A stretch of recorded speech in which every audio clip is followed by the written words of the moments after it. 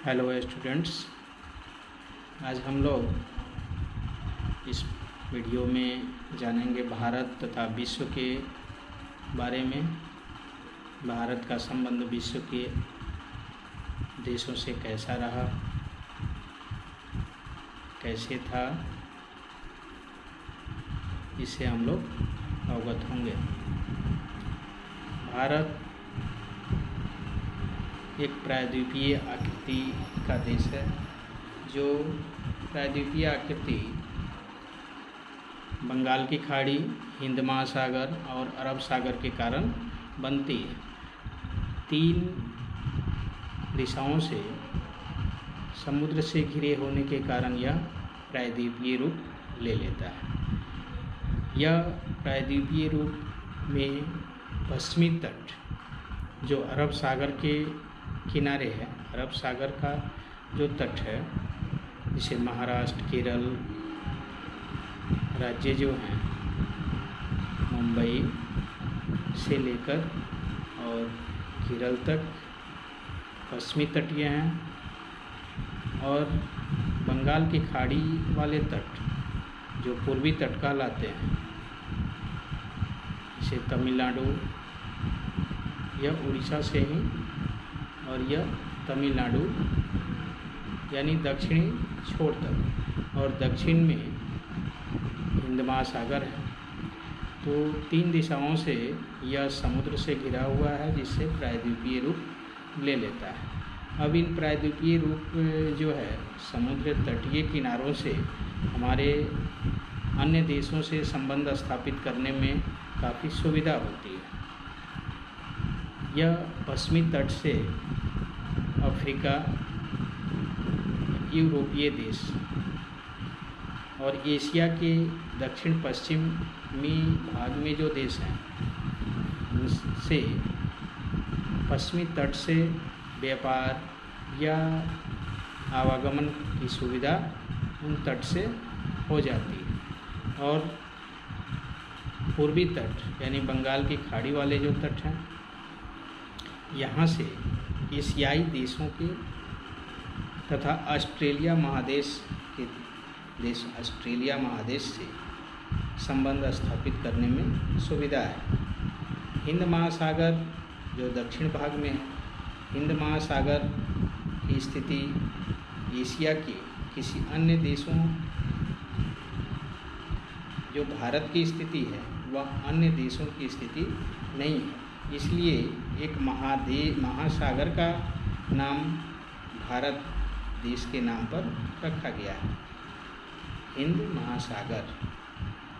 भारत का विश्व के अन्य देशों से संपर्क केवल इन समुद्रों या जल मार्गों से नहीं था, बल्कि उत्तर में जो विशाल पर्वतमाला है, हिमालय, उसके बीच में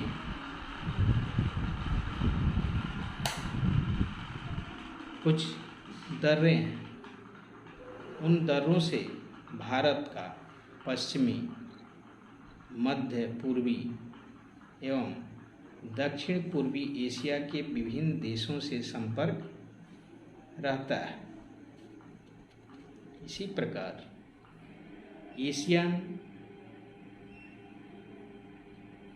तथा पंचतंत्र की कहानियाँ हम लोग जो सुनते हैं, उपनिषदों के विचार जो हम लोग सुनते हैं, बौद्ध धर्म, भारतीय अंक पद्धति एवं दशमलव प्रणाली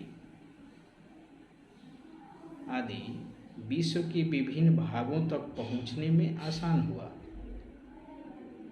इन देशों से संपर्क आसान था इन समुद्री मार्गों के द्वारा, इसलिए ये सभी अंक पद्धति, उपनिषद के विचार आदि सभी भागों में आसानी से पहुंच गया। यहाँ मसाला भारत में जो सबसे प्रसिद्ध थे, मसाला यहाँ के मलमल के कपड़े एवं अन्य सामान जो भारत से विभिन्न देशों में निर्यात होता था,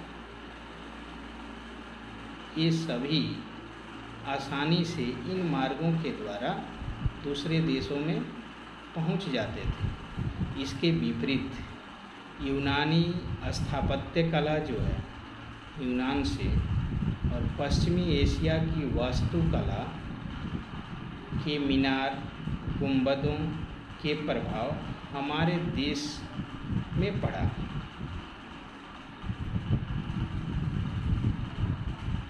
जैसे भारत के पड़ोसी देश दक्षिण एशिया में यह हमारा भारत स्थित है। हम जानते हैं कि संसार में 7 महादेश हैं। सबसे बड़ा महादेश एशिया है और सबसे छोटा महादेश ऑस्ट्रेलिया है। तो हमारा भारत एशिया महादेश के दक्षिणी भाग में स्थित है। दक्षिणी भाग में भारत जो है सार्क का एक सदस्य है। सार्क यानी एक संगठन है, SAARC, यानी S से साउथ, A से एशियन, E से एसोसिएशन और R से रीजनल, C से कोऑपरेशन, यानी south Asian association for regional cooperation एक संगठन है जो भारत के पड़ोसी देश इसके सदस्य हैं। यह एक संगठन बना हुआ है। सार्क के सदस्य देश भारत, पाकिस्तान, बांग्लादेश, श्रीलंका, नेपाल, भूटान, मालदीव और अफ़गानिस्तान, यानी ये 8 देश जो हैं इस सार्क के सदस्य हैं।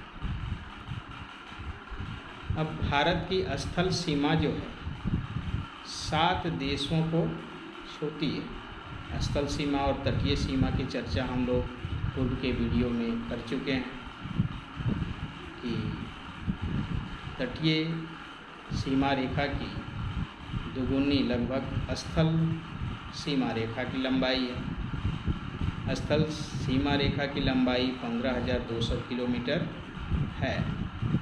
तो यह स्थल सीमा रेखा जो है किन किन देशों से सटी हुई है? भारत की सीमा रेखा अपने पड़ोसी देशों के किन किन देशों से यह संपर्क में है? तो 7 देश ऐसे हैं जैसे पाकिस्तान, अफ़गानिस्तान, चीन, नेपाल, भूटान, बांग्लादेश तथा म्यांमार। यह भारत के सीमा रेखा से छूते हैं। इनकी सीमा रेखा, इन 7 देशों की सीमा रेखा भारत की सीमा रेखा से मिलती है। श्रीलंका एवं मालदीव हिंद महासागर में स्थित द्वीपीय पड़ोसी देश हैं। ये द्वीप हैं, द्वीप के समान हैं, द्वीप के जैसे ही मालदीव और श्रीलंका। श्रीलंका भारत से मन्नार की खाड़ी तथा पाक जल संधि द्वारा अलग होता है। यानी भारत और श्रीलंका के बीच में जो है वह पाक जल संधि है और मन्नार की खाड़ी, इन्हीं से यह भारत और श्रीलंका अलग होता है। भारत की मुख्य भूमि जो है, मुख्य भूमि पर स्थित धनुषकोटी से श्रीलंका का तट मात्र 24 किलोमीटर दूर है। 24 किलोमीटर की दूरी पर है।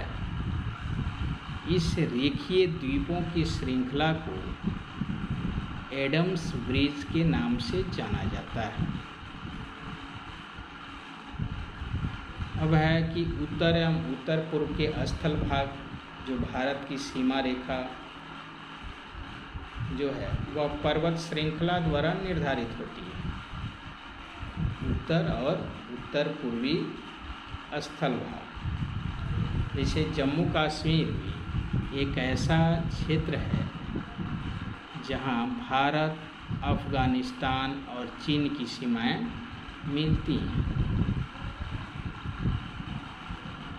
जम्मू कश्मीर में एक ऐसा क्षेत्र है जहां पर भारत, अफ़गानिस्तान और चीन की सीमाएं आपस में मिलती हैं। इस क्षेत्र से कुछ ही दूरी पर पाकिस्तान, तजाकिस्तान की सीमाएं हैं। इस तरह इतने निकट में 5 देशों की सीमाएं होने के कारण इस क्षेत्र का महत्व सामरिक दृष्टि से बहुत ही बढ़ जाता है। जम्मू कश्मीर के उत्तर पूर्व में तिब्बत का पठार है। तिब्बत के पठार का नाम आप लोग सुने होंगे, जो अब चीन के अंतर्गत है। यहाँ कैलाश पर्वत और मानसरोवर झील स्थित है, तिब्बत के पठार। इसके बाद उत्तर पूर्व की ओर बढ़ते हैं तो नेपाल, और नेपाल जो है भारत का एक पड़ोसी देश आता है। जो नेपाल से भारत के संबंध बहुत ही प्राचीन काल से ही घनिष्ठ रहे हैं। नेपाल में हिमालय से निकलने वाली नदियां जो हैं बिहार के मैदानी क्षेत्र से होकर गंगा नदी में मिल जाती है। कोसी नदी, जिसे बिहार की शोक कहा जाता है, बिहार का शोक कोसी नदी को कहा जाता है, इसका उद्गम स्थल भी नेपाल में है। दोनों देशों में कोसी नदी पर एक संयुक्त परियोजना विकसित हुई है। दोनों देशों के संयुक्त परियोजना है, जिसके कारण पारस्परिक सहयोग एवं मैत्री भावना को बल मिलता है। हम लोग अवगत हैं कि 18 अगस्त 2008 को जब एक भयंकर बाढ़ आई हुई थी नेपाल में, कोसी तटबंध के टूट जाने के कारण 2008 में जो भयंकर बाढ़ आई थी, इसलिए भारत के लिए नेपाल का राजनीतिक, आर्थिक और सांस्कृतिक दृष्टिकोण से बहुत ही महत्व है। तो हम लोग भारत के पड़ोसी देश जो पाकिस्तान, अफ़गानिस्तान, चीन, नेपाल के बारे में अवगत हुए। अब नेपाल के पूरब में स्थित है भूटान, जो भारत के साथ एक विशेष समझौते से जुड़ा हुआ है। वस्तुतः आज भी भूटान की सुरक्षा की जिम्मेवारी और विकास की जिम्मेवारी भारत की है। भूटान के पूरब में भारत एवं चीन की सीमा रेखा हिमालय की श्रेणियों से होकर गुजरती है। भूटान के पूरब में भारत और चीन की सीमा रेखा जो है हिमालय की श्रेणी से गुजरती है। इस सीमा रेखा का नाम है मैकमोहन रेखा। मैकमोहन रेखा जो है यह अरुणाचल प्रदेश के उत्तर पूरब में भारत, चीन तथा म्यांमार तीनों देशों की सीमाएं एक बिंदु पर आकर मिलती हैं। अरुणाचल प्रदेश के उत्तर पूरब में, अरुणाचल प्रदेश जो हमारा सबसे पूर्वोत्तर राज्य है, वहाँ पर चीन, म्यांमार और भारत, इन तीनों देशों की सीमाएं जो है आकर मिलती हैं। इसके बाद पूर्वांचल की पहाड़ियाँ हैं। ये म्यांमार भारत से अलग करती हैं। पूर्वांचल की पहाड़ियाँ जो हैं यह म्यांमार को भारत से अलग करती हैं। दक्षिण में ये पहाड़ियाँ म्यांमार के पर्वतों से मिल जाती है। आगे चलकर यह बंगाल की खाड़ी में डूब जाती है और पुनः यह अंडमान निकोबार द्वीप समूह के रूप में प्रकट होती है। पूर्वांचल की पहाड़ियाँ जो हैं वहाँ से सीधे म्यांमार से होती हुई और अंडमान निकोबार द्वीप समूह में फिर दिखाई देती हैं। उत्तर एवं पूरब के क्षेत्र में स्थित ये पर्वतमालाएं अत्यंत ही जटिल एवं उबड़ खाबड़ हैं। इसके कारण यहाँ पर आवागमन एवं परिवहन की सुविधा एक जगह से दूसरे जगह जाने में काफ़ी परेशानी होती है। अतः इन क्षेत्रों में पड़ोसी देशों से भारत का संपर्क भी आसानी से नहीं हो पाता। यातायात के आधुनिक साधनों के विकसित होने के कारण इस क्षेत्र में कुछ राजमार्ग विकसित हुए हैं, जिसके कारण आवागमन सुलभ हुआ है।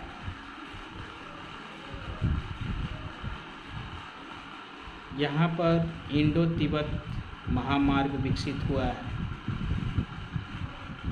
यह जो है सड़क सबकी दर्रे से होकर गुजरती है। दूसरा पर्वतीय मार्ग कश्मीर लेह मार्ग है जो उच्च पर्वत श्रेणियों से गुजरता है। तीसरा प्रमुख मार्ग सिक्किम के एक दर्रे से होकर गुजरता है और वायु मार्ग विकसित होने पर ये ऊंची पर्वत श्रृंखलाएं अब जो है जाने के लिए आसान हो गई है।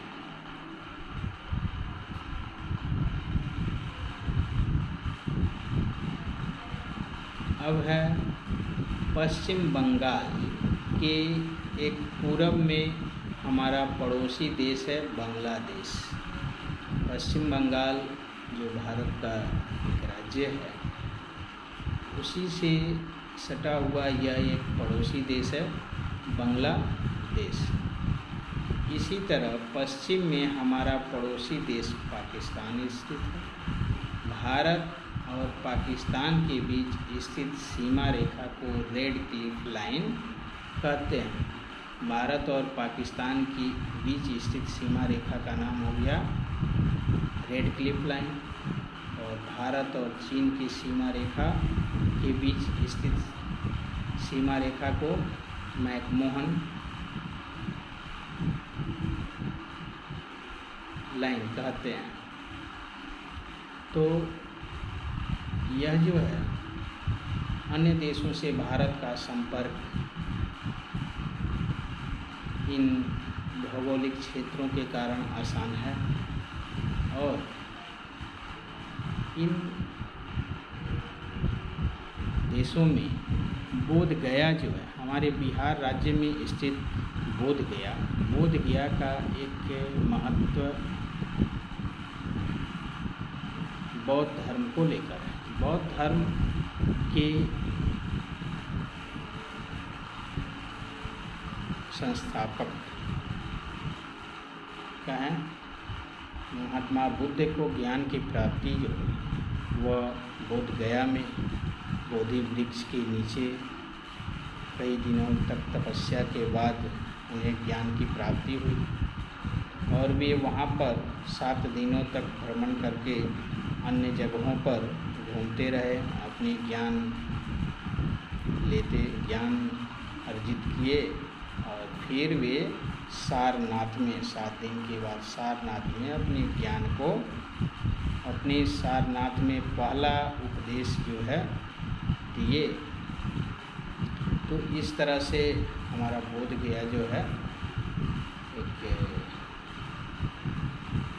बौद्ध भिक्षुकों के लिए बहुत ही धार्मिक स्थल का महत्व है। अब हम इसके बाद अभ्यास के प्रश्न जो हैं अगले वीडियो में हम लोग देखेंगे। और पुनः एक बार मैं कहना चाहूँगा कि भारत के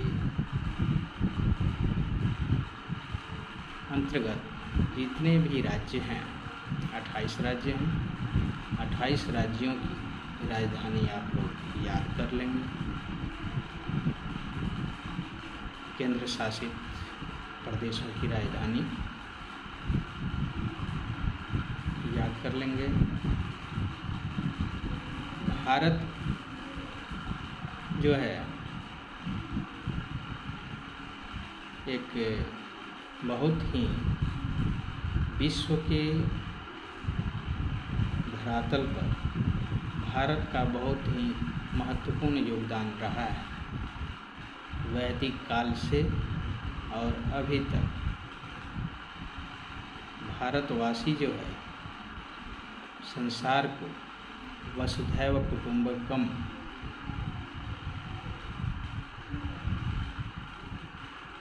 की नज़र से देखते हैं। इस प्रकार क्षेत्रफल की दृष्टि से भारत विश्व में 7वें स्थान पर आता है। 7वें स्थान पर भारत का नाम है, यानी 6 बड़े देश, क्षेत्रफल में बड़े देश भारत से 6 देश हैं, जिनके नाम हम लोग के वीडियो में पढ़ चुके हैं। अब आगे जो है हम लोग नेक्स्ट वीडियो में देखेंगे इस पाठ के अभ्यास के प्रश्न। अभ्यास के प्रश्नों को आप आवश्यकता हो तो उनके उत्तर भी PDF के रूप में हम उपलब्ध करा देंगे। अन्यथा हम उन्हें वीडियो में, वॉइस वीडियो, ऑडियो वीडियो में भी उपलब्ध करा देंगे। बहुत बहुत